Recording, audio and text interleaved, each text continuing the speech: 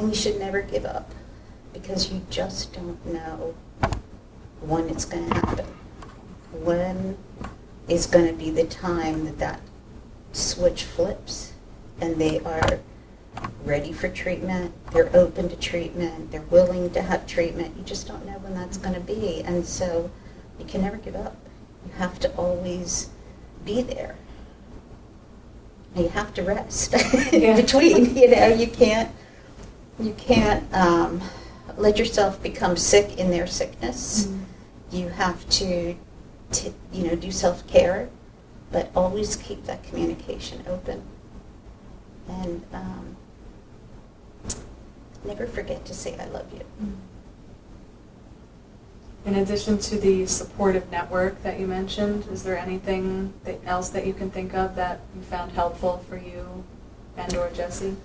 Well, Rob and I, have a pretty significant faith. We certainly turn to God frequently. I found that some of the 12-step programs are helpful for families. We struggled in Massachusetts, believe it or not, finding an Al-Anon or a Nar-Anon group that was close enough that we could attend. But I know that they are around. I don't know, since COVID, where those things are at. But sitting in a group of people and knowing that they all know that you didn't cause it, can't control it, you can't cure it, is beneficial. I think that it's so important that we as parents keep talking about addiction as the disease that it is. Mm-hmm. That is no different than diabetes or heart disease or any of those things that you can't cure, but you can manage and still live a healthy, functional life.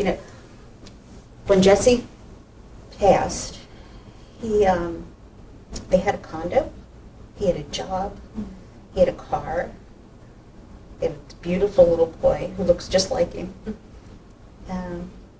And I used to think to myself that Jesse's like a duck on a pond, like he's just gliding across the top, but underneath he's just paddling like crazy, trying to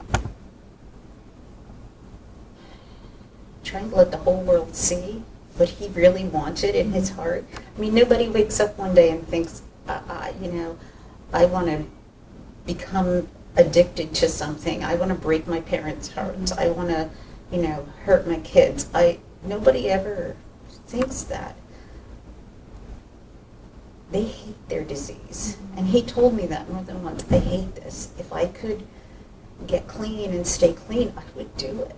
I would do it. I don't know how. I can't get from this point to this point. And so the stigma that surrounds addiction, with the nasty words and names that people call those who are struggling with substance use, it's got to stop, because the chronic disease component of this is the same as it is for any other disease. And we never look at somebody who goes into the hospital, after eating, a diabetic who goes in after eating a big bowl of ice cream and cake. We never look down on them for that. We shouldn't be looking down on these people who are struggling any differently.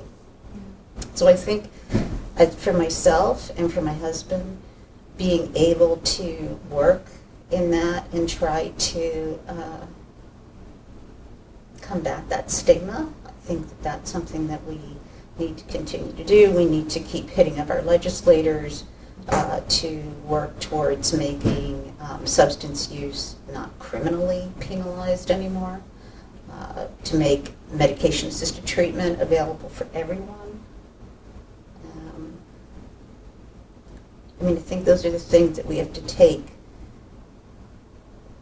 what we've learned in our lives kind of in the trenches and move that forward to try to make it better for those who are coming.